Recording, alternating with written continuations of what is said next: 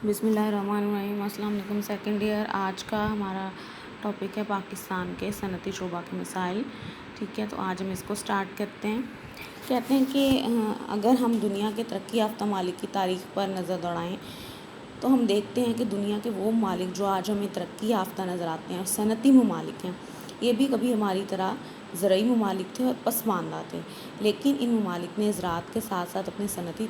शोबे की तरक्की की तरफ भी ज़ोर दिया और वो सनती लिहाज से मजबूत होने की वजह से तरक्की याफ्ता ममालिक की फहरिस्त में शामिल हो गए। अब ऐसे कौन से ममालिक हैं? अमेरिका है, बरतानिया है, जापान है, फ़्रांस है, मगरबी जर्मनी है और रूस है। यानी ये ममालिक भी हमेशा से तरक्की याफ्ता नहीं थे, बल्कि इन्होंने अपने ज़राअत के साथ साथ अपनी सनत पर तवज्जो देकर तरक्की हासिल की है। अब अगर हम अपनी बात करें पाकिस्तान की, तो कहते हैं कि बुनियादी तौर पर तो ज़रई मुल्क है और हमारी आमदनी का जो बड़ा हिस्सा है कौमी आमदनी का इसी शोबे से आ रहा है। ठीक है, हम पहले ये पढ़ भी चुके हैं पिछले टॉपिक्स में, लेकिन कहते हैं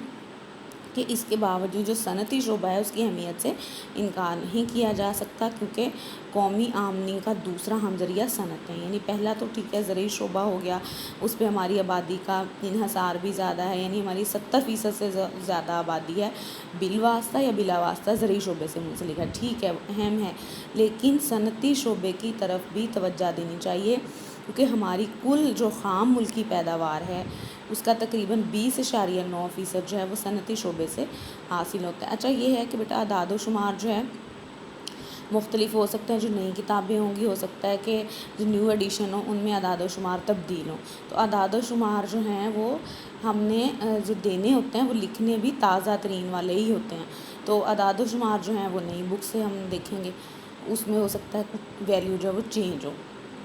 तो अब ये है, हमें पता चल गया कि सनती शोबा भी जो है वो बहुत अहम है। कहते हैं कि लोगों को रोज़गार के मौके फ़राहम करने के लिए भी सनती शोबे की अहमियत ज़्यादा है।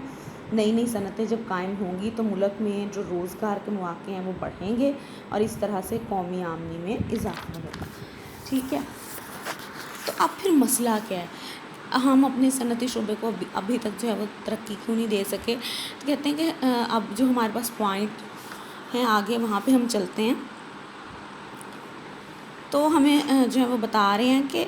पाकिस्तान में जो है वो सनती तरक्की की रफ़्तार उस कदर तेज़ कभी भी नहीं रही जितनी कि होनी चाहिए थी। ठीक है, क्यों? अब वही वजूहात हम देखने लगे हैं, हम जो है वो पाकिस्तान की तारीख़ का जायज़ा लेने लगे हैं तक़सीम के वक्त से। ठीक है, कि भाई क्या मसला है कि जिसकी वजह से जो हमारी सनती तरक्की है वो अभी तक नहीं हो सकी और हम जो हैं वो सनती शोबे में भी काफ़ी पीछे हैं तरक्की याफ्ता ममालिक के मुकाबले में। तो इसमें हमारे पास सबसे पहले है जो फर्स्ट पॉइंट है पसमानदा सनती विरासत। कहते हैं कि 1947 में जब पाकिस्तान माज़ वजूद में आया तो मुत्तहिदा हिंदुस्तान में कुल 921 बड़े कारखाने थे। इनमें से सिर्फ 34 उस इलाके में थे जो पाकिस्तान के हिस्से में आया, बाकी सारे कारखाने हिंदुस्तान के पास रह गए। यानी एक वजह तो हमारी सनती पसमानदगी की ये हो गई कि हमारी जो सनती विरासत थी वो हमें अच्छी नहीं मिली, कारखाने हमारे हिस्से में बहुत कम आए। अच्छा, जो आए वो थे सूती कपड़े के, सीमट के, शीशा साजी यानी शीशा बनाने के, माचिस बनाने के, चावल छड़ने के और आटा पीसने के। हम कहते हैं कि पटसन पैदा करने वाला जो सारा इलाका था वो पाकिस्तान के हिस्से में आया, लेकिन पटसन का कोई कारखाना हमें ना मिला। ठीक, इस तरह से लोहे और फौलाद, ऊनी कपड़े, रंग साजी और कागज़ साजी का भी कोई कारखाना पाकिस्तान में मौजूद नहीं था। तो पाकिस्तान बनने के बाद जो है हम सनती और चूँकि पसमानदा थे, इसलिए सनती तरक्की की रफ्तार तेज़ ना हो सकी। फिर बेटा एक और वजह भी है कि सनती शोबे में मुसलमानों का तजर्बा नहीं था। इस शोबे में कह लें कि हिंदू ज़्यादा थे, कारोबारी लोग जो थे वो हिंदू थे, वो अपने तजर्बे के साथ हिंदुस्तान में चले गए। ठीक है, अब मुसलमानों के पास सरमाया भी नहीं था और तजर्बा भी नहीं था, वो ख़तरा भी मोल लेना नहीं चाहते थे इतनी बड़ी सरमायाकारी का, जिस वजह से हमारे यहाँ निजी शोबे को जितनी सरमायाकारी करनी चाहिए थी उसने वो नहीं की। और हुकूमत ने जो है वो मुल्क में सनतें कायम की, वो कौन कौन सी थी? जो 1952 में जो पाकिस्तान सनती तरक्याती कारपोरेशन थी वो कायम की गई। यानी ये कह लें कि सनतों को तरक्की देने का इदारा था। اچھا، اب اس ادارے نے جو ہے وہ کون کون سے کارخانے قائم کرنے میں مدد دی؟ پٹسن کے، سوتی کپڑے کے، اونی کپڑے کے، چینی، سیمنٹ، بھاری صنعتیں، کیمیائی کھاد اور انجینئرنگ کے کارخانے، ٹھیک ہے، تاکہ ملک میں جو صنعتی ترقی کی رفتار ہے اس کو تیز کیا جائے۔ تو ایک وجہ ہمیں پتہ چل گئی کہ تقسیم کے وقت تو ہمارے پاس صنعتی لحاظ سے ہم پسماندہ تھے، کچھ بھی نہیں تھا، پھر لوگوں نے بھی سرمایہ کاری نہ کی، جو عوام تھے یہاں کے، اور حکومت نے جو ہے کس طرح سے جو صنعتی ترقیاتی کارپوریشن قائم کی اور اس نے کچھ مدد کی صنعتی شعبے کو ترقی دینے میں۔ سرمایہ کی قلت ہے کہ ملک میں ایسے سرمایہ داروں کی کمی تھی جو کہ بڑی صنعتیں قائم کر سکیں۔ مسلمان زیادہ تر زراعت سے منسلک تھے، صنعتی شعبے کا تجربہ ہی نہیں تھا انہیں۔ ملک میں مشترکہ سرمایہ انجمنوں کی بھی کمی تھی، ٹھیک ہے، یعنی کہ مشترکہ سرمایہ انجمنیں جو ہوتی ہیں وہ یعنی کہ اکٹھا کر کے جو ہے انجمن ایک گروپ بنا لیا جاتا ہے اور وہ سرمایہ جو ہے وہ اکٹھا کر لیا جاتا ہے، سب لوگ اس میں جو شامل ہوتے ہیں وہ سرمایہ کو اپنے کو اکٹھا کر لیتے ہیں، پھر کاروبار کرتے ہیں۔ کہتے ہیں کہ مرکزی بینک بھی ہمارا نیا بنا تھا، بازار زر بھی منظم نہیں تھا، تو وہاں پر بھی کہ وہاں نئی کمپنیوں کی حصص کی خرید و فروخت ہو سکتی، کچھ بھی ایسا سلسلہ نہیں تھا، تو اس لیے ضرورت کے مطابق ملک میں جو ہے وہ صنعتیں قائم نہ ہو سکیں۔ اچھا، پچھلے پوائنٹ میں ہم نے دیکھا 1952 میں ایک ادارہ بنایا گیا تھا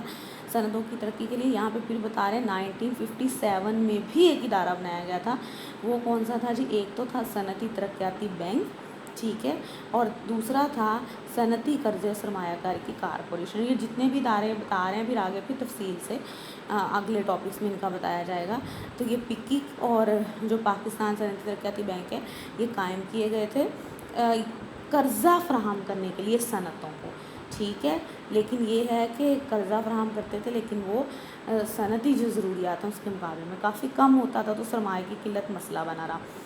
پھر ہمارے ہاں ضروری معدنیات اور مشینری کی بھی قلت تھی، تو پاکستان بننے کے بعد ہمیں جو ضروریات جن کے شاید دوسرے ممالک سے درآمد کرنا پڑتی تھی، کیونکہ اپنے ملک میں تو کوئی کارخانہ تھا نہیں چیزیں بنانے کے لیے، تو ضروری مشینری بھی باہر سے ہم لیتے تھے، جس کے لیے بہت سارا زر مبادلہ چاہیے ہوتا تھا، جس کی اپنے ملک میں قلت تھی۔ قلت کیوں تھی؟ کیونکہ ہماری برآمدات چند زرعی اشیاء پر مشتمل تھی، بہت زیادہ برآمدات نہیں تھی، تو ہمارے پاس زر مبادلہ ہوتا تو ہم اس سے صنعتی مشینری یا صنعتی خام مال درآمد کرتے، ٹھیک ہے۔ تو کہتے ہیں کہ اس طرح صنعتی مشینری اور فالتو پرزہ ضرورت کے مطابق درآمد نہ ہو سکے۔ پھر ہمارے ہاں خام مال کی تو قلت تھی، معدنیات کی بھی قلت، جیسے لوہے کی، کوئلے کی اور پٹرول جیسی معدنیات کی قلت ہے، اور یہ تو سب سے زیادہ ضروری ہیں، یہ جو معدنیات ہیں صنعتوں کو چلانے کے لیے، تو یہ بھی صنعتی پسماندگی کی ایک وجہ جو ہے وہ بنی۔ اچھا، اب پھر اس کے لیے حکومت نے حل تو یہ کیا کہ کہتے ہیں کہ دوسرے ملکوں سے قرضوں اور امداد کا بندوبست کیا گیا تاکہ ملک میں صنعتی ترقی کی رفتار کو تیز کیا جائے، لیکن وہ یہ ہے کہ پھر بھی اتنی تیز تو نہیں ہو سکی جتنی ہونی چاہیے تھی۔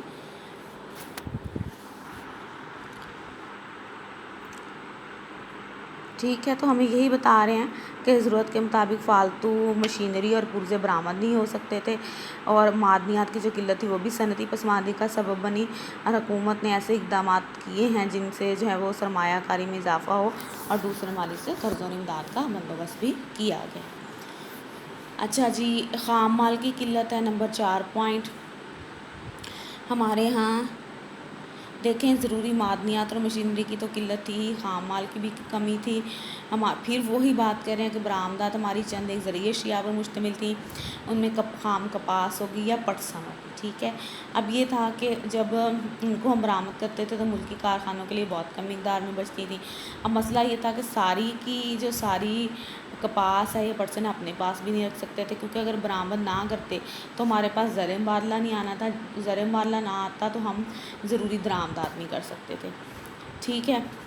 پھر بتا رہے ہیں کہ اکثر و بیشتر کارخانے ایسے تھے جن کے لیے خام مال باہر سے درآمد کرنا پڑتا تھا، ہمارے لیے مسئلہ تھا۔ اب جیسے پہلے انہوں نے کہا، پھر بتا رہے ہیں کہ غیر مالک سے ہم نے قرضے تو لیے، زر مبادلہ کی قلت تھی تو ہم نے کیا کیا، غیر مالک سے قرضے لیے،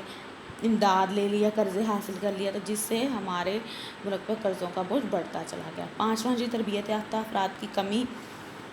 کہ قیام پاکستان کے بعد خواندگی کا تناسب 13% تھا۔ آپ دیکھیں کہ اب اتنے سال کے بعد جو ہے وہ ہماری خواندگی کا تناسب اتنا کم ہے، تو اس وقت تو بہت زیادہ کم تھا، ٹھیک ہے۔ اور باقی جو 87% آبادی تھی وہ ان پڑھ اور جاہل تھی۔ کہتے ہیں کہ پاکستان بننے کے 65 سال بعد بھی ابھی تک خان کا تناسب بڑھ کر صرف 58% ہوا ہے، اور ملک کے جو 42% لوگ ہیں وہ ان پڑھ ہیں۔ تو چونکہ لوگ ان پڑھ تھے، نا تجربہ کار تھے، تربیت یافتہ افراد نہیں تھے، ہنرمند افراد نہیں تھے، ٹیکنیکل تعلیم نہیں حاصل کی ہوئی تھی، تو ہمیں غیر ملکی ماہرین اور غیر ملکی جو تربیت یافتہ لوگ تھے ان پر انحصار کرنا پڑا۔ یعنی حالانکہ ہمارے ہاں آبادی تو اتنی زیادہ تھی، ٹھیک ہے، لیکن تربیت یافتہ اور ہنرمند افراد کی ہمیشہ کمی رہی۔ گھریلو صنعتوں کے مسائل، پاکستان میں گھریلو صنعتیں بھی زیادہ نہیں تھیں، عام لوگ جو ہے وہ زراعت سے منسلک تھے، چھوٹی صنعتوں کی طرف توجہ نہیں دیتے تھے۔ حالانکہ چھوٹی صنعتیں ملک کی معاشی ترقی میں اہم کردار ادا کر سکتی ہیں، لیکن چونکہ لوگوں کے پاس سرمایہ کی قلت ہوتی ہے، تجربہ نہیں ہوتا، چھوٹی صنعتوں کے لیے خام مال وہ کیسے حاصل کریں گے یہ نہیں پتہ چلتا، اور ہمارے یہاں اشیاء کی فروخت کا نظام بھی ناقص ہے، تو جس کی وجہ سے جو عام لوگ ہیں وہ گھریلو صنعتوں کی طرف متوجہ ہی نہیں ہوتے، وہ زیادہ تر زرعی شعبے سے منسلک رہنا پسند کرتے ہیں۔ تو چھوٹی صنعتیں بھی ہمارے یہاں اس لیے ضرورت کے مطابق قائم نہ ہو سکی، اور اس لحاظ سے بھی ہمارا جو صنعتی شعبہ ہے وہ پسماندہ رہ گیا۔ پھر غیر ملکی مقابلہ کہ ہماری صنعتیں چونکہ نوزائیدہ رہی ہیں، تو غیر ملکی اشیاء سے جب ان کا مقابلہ ہوتا ہے تو یہ مرحلہ مشکل ہو جاتا ہے، ٹھیک ہے، کیونکہ غیر ملکی اشیاء کی موجودگی میں گھٹیا اور غیر معیاری اشیاء جو ہیں وہ لوگ خریدنا پسند نہیں کرتے۔ پھر حکومت کیا کرتی ہے، تامین کی پالیسی پر بھی عمل پیرا ہے۔ تامین کی پالیسی کا یہ ہوتا ہے کہ غیر ملکی اشیاء پر پابندی عائد کر دی جائے، ان پر بہت زیادہ ٹیکس لگا دیے جائیں تاکہ ان کی قیمت اتنی ہو جائے کہ جو پاکستانی لوگ ہیں وہ غیر ملکی اشیاء نہ خرید سکیں اور ملک کی اشیاء خریدیں۔ لیکن کہتے ہیں کہ بہرحال یہ بھی ایک بڑا مسئلہ رہا کہ اپنی اشیاء کا معیار اچھا نہیں ہے، ٹھیک ہے، قیمت میں بھی نسبتاً زیادہ ہوتی ہیں، تو لوگ پسند کرتے ہیں کہ ہم امپورٹڈ آئٹمس خرید لیں، غیر ملکی اشیاء خرید لیں، اور اپنی چیزوں کو ہم پھر ترجیح نہیں دیتے۔ یہ بھی صنعتی ترقی میں ایک رکاوٹ ہے جو غیر ملکی مقابلہ ہے۔ اچھا، جس کے بعد فضول رسومات اور تقدیر پرستی ہے کہ ہمارے عوام کی جو اکثریت ہے وہ جاہل اور ان پڑھ ہے، لوگ جو ہیں وہ بچتیں کرنے کی طرف توجہ نہیں دیتے، ٹھیک ہے، تو اس لیے کیا ہوتا ہے کہ سرمایہ کاری کے لیے رقوم دستیاب نہیں ہوتی۔ پھر کیا ہوتا ہے، محنت پر بھروسہ کرنے کی بجائے، اپنی کوشش پر بھروسہ کرنے کی بجائے قسمت پر زیادہ انحصار کرتے ہیں، تقدیر پرستی کی وجہ سے پوری لگن سے بھی کام نہیں کرتے، اور اس کی وجہ سے بھی صنعتی پیداوار کم رہتی ہے۔ پھر کمزور بنیادی صنعتی ڈھانچہ، کس طرح کہ صنعتی ترقی کے لیے بجلی، گیس، تیل اور ایندھن، یہ جتنے بھی سارے قسم کے ایندھن ہیں یہ بنیادی عوامل ہیں، یعنی بجلی، گیس، تیل، کوئلہ، ان کے بغیر صنعتی ترقی نہیں ہو سکتی، جن کی پاکستان میں کمی ہے۔ تو ہم کہہ سکتے ہیں کہ ہمارا جو انڈسٹریل انفراسٹرکچر ہے وہ کمزور ہے، یعنی صنعتیں کس پہ چلیں، بنیادی جو ضرورت ہے وہ تو ہے نہیں، وہ تو پوری نہیں ہو رہی، بجلی کی لوڈ شیڈنگ ہے، تیل کی قیمتیں جو ہیں وہ بڑھتی رہتی ہیں، اور جو آمد و رفت کے ذرائع ہیں یہ صنعتی شعبے کے لیے بہت ضروری ہیں، کیونکہ کارخانوں تک خام مال لے کے آنا ہے، مشینیں لے کے آنی ہیں، وہ بھی آمد و رفت کے ذرائع کی بدولت، اور جب اشیاء تیار ہو جائیں گی ان کو منڈیوں تک پہنچانا ہے وہ بھی آمد و رفت کے ذرائع کی بدولت، لیکن یہ ذرائع کم ترقی یافتہ ہیں، یہ بھی ایک بڑا مسئلہ بنا ہوا ہے۔ پھر وہی بات، کم مستعد ذرائع نقل و حمل، جو ابھی آپ کو بتایا کہ ذرائع نقل و حمل اچھے نہیں ہیں، سڑکیں ابھی اتنی اچھی نہیں بنی ہوئی، ریلوں کا نظام اتنا اچھا نہیں ہے، اور سمندری اور ہوائی راستے بھی زیادہ مستعد نہیں ہیں، تو کہتے ہیں کہ پھر مسئلہ ہو جاتا ہے خام مال اور افرادی قوت کو کارخانوں تک پہنچانے میں اور تیار شدہ مال کو منڈیوں تک پہنچانے میں، اور یہ بھی کہ کم مستعد ذرائع نقل و حمل ہیں، ان ایفیشینٹ ہیں ہمارے ہاں جو ٹرانسپورٹیشن کے مینز ہیں، جو ذرائع ہیں، تو لاگت بھی بڑھ جاتی ہے، یعنی ذرائع آمد و رفت کے کرائے، ان کا خرچہ بھی ہمارے یہاں بہت زیادہ ہے۔ صنعتی مشاورتی اداروں کی کمی، نہیں، ایسے ادارے ہمارے یہاں کم ہیں جو کہ صنعتیں لگانے کے لیے رہنمائی کر سکیں، اچھے مشورے دے سکیں، سرمایہ کاری کی ترغیب دے سکیں، ٹھیک ہے، کہتے ہیں کہ ادارے کم بھی ہیں، اور پھر ان کا جو انداز ہے، جو طریقہ کار ہے، جو ان کی استعداد ہے، وہ جو ترقی یافتہ ممالک ہیں وہاں جس طرح سے سرمایہ کاروں کی حوصلہ افزائی ہوتی ہے، وہاں جس طرح سے مشورے دیے جاتے ہیں، ہمارے ہاں جو ہمارا ماحول ہے، جو انداز ہے، وہ ان ممالک کا مقابلہ کر ہی نہیں سکتا۔ عالمی تجارتی تنظیم کی طرف سے ہمیں خطرہ ہے، ہم پڑھ چکے ہیں WTO کے بارے میں، کہتے ہیں کہ WTO کے قوانین سے جو آزاد تجارت کی پالیسی ہے وہ مضبوط ہوتی ہے، یعنی جو عالمی تجارتی تنظیم ہے سب ممالک کو یہ کہتی ہے کہ آپ جو ہیں وہ آزاد تجارت کریں، تجارت پر محصولات کم کر دیں۔ اب پاکستان جیسا جو ترقی پذیر ملک ہے اس کو اس بات کا خطرہ ہے کہ اگر وہ سارے ٹیکس ختم کر دیتا ہے، خاص طور پہ درآمدات کے جو ٹیکس ہیں وہ ختم کر دیے جائیں، تو چونکہ ہماری اشیاء بین الاقوامی اشیاء کا مقابلہ نہیں کر سکتی، تو پھر وہی مسئلہ ہے کہ لوگ دوسرے ملکوں کی اشیاء تو خریدیں گے جو کہ امپورٹ ہو کے آ رہی ہیں، لیکن اپنی چیزیں نہیں خریدیں گے، اور پھر ہماری جو صنعت ہے اس کو نقصان پہنچنے کا خطرہ ہے۔ مصنوعات کا پس معیاری، کہ پاکستان کی اکثر مصنوعات غیر معیاری گھٹیا کوالٹی کی ہوتی ہیں، لہذا طلب کم ہوتی ہے اور صارفین کی طرف متوجہ ہی نہیں ہوتے۔ محدود منڈیاں ہیں کہ مہنگائی ہے، صارفین کی قوت خرید کم ہو جاتی ہے، لوگوں کی آمدنیاں کم ہیں، ضروریات کا بہت زیادہ ہوتا ہے، لہٰذا جو مقامی صنعتیں ہیں ان کی منڈی محدود ہو کر رہ جاتی ہے۔ منڈی کو محدود کے مقامی صنعتیں جو پیدا کر رہی ہیں ان کو مقامی لوگ خرید تو پا نہیں رہے، ان کی اتنی پرچیزنگ پاور نہیں ہے، ان کے پاس اتنا پیسہ ہی نہیں ہے کہ وہ اشیاء خرید سکیں، وہ اپنی ضروریات زندگی بمشکل پورے کرتے ہیں۔ صنعتی تحقیق عدم توجہی کا شکار۔ اچھا جی، ایک وجہ یہ بھی ہے کہ ہم نے جو ہے وہ صنعتوں میں تحقیق کو، نئی ریسرچ کو فروغ نہیں دیا، ایجادات اور کوالٹی کنٹرول پر بھی ہم نے توجہ نہیں دی، ٹھیک ہے، لہٰذا یہ بھی صنعتی پسماندگی کی ایک بڑی وجہ ہے۔ ترقی یافتہ ہمارے جو صنعتی ممالک ہیں وہاں پر یہ ہوتا ہے کہ وہ کچھ نہ کچھ نئی ریسرچ کرتے رہتے ہیں، کچھ نہ کچھ نیا نکالتے رہتے ہیں، کوئی نیا طریقہ پیدائش، کوئی کچھ نہ کچھ جو پروڈکٹ ہوتی ہے اس میں کچھ نہ کچھ چینج لاتے رہے کسی نہ کسی طرح سے، تاکہ صارفین جو ہیں ان کی اشیاء خریدتے رہیں، ٹھیک ہے۔ اور یہ ہے کہ وہاں پہ کوالٹی چیکنگ بھی ہوتی ہے بہت زیادہ کہ اشیاء کا معیار جو ہے وہ گرنے نہ پائے، لیکن ہمارے ہاں ایسا نہیں ہے۔ سمگلنگ اور غیر قانونی درآمدات، سمگلنگ کے ذریعے بھی جیسے کہتے ہیں کہ سرحدی علاقے جیسے کوئٹہ ہے، سندھ ہے اور پنجاب کے بارڈر ہیں، وہاں سے اکثر جو غیر ملکی اشیاء ہیں وہ غیر قانونی طریقوں سے وہ اسمگل ہو کے مارکیٹ میں لائی جاتی ہیں، اسمگل کر کے، جو کہ ملکی مصنوعات کے مقابلے میں چونکہ بہتر اور سستی ہوتی ہیں تو لوگ ان کو خرید لیتے ہیں، لہٰذا ملکی صنعت پر منفی اثرات مرتب ہوتے ہیں۔ خبروں میں بھی اکثر سنتے رہتے ہوں گے کہ چیزیں جو اسمگل ہو کے آ رہی ہیں، افغانستان سے اسمگل ہو کے آ رہی ہیں، کوئٹہ سے، پنجاب کے بارڈر سے، ٹھیک ہے۔ اصل نمائش ہے کہ دیکھا دیکھی جو ہیں وہ خرچ کرتے ہیں اور غیر ملکی مصنوعات کے پیچھے بھاگتے ہیں، ان اشیاء کو بغیر ضرورت کے خرید لیتے ہیں، ملکی مصنوعات کو گھٹیا سمجھا جاتا ہے، ان کی کوئی سرپرستی نہیں، ان کو کوئی خریدنا پسند نہیں کرتا، تو ملکی آجروں کی حوصلہ افزائی نہیں ہوتی۔ یہ بھی ایک وجہ ہے کہ ہمارے ملک میں جو ہماری اپنی صنعت تھی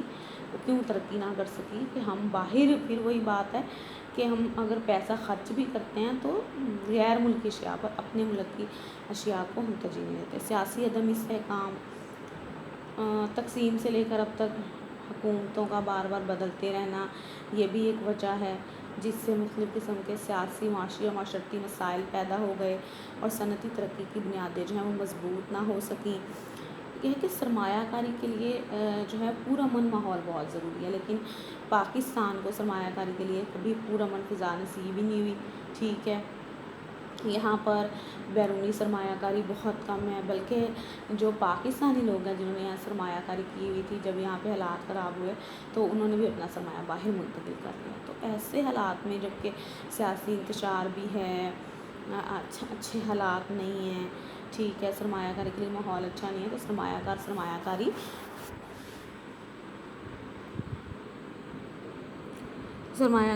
کاری نہیں کرے گا اور جو صنعتی شعبہ ہے وہ ترقی بھی نہیں کر سکے گا۔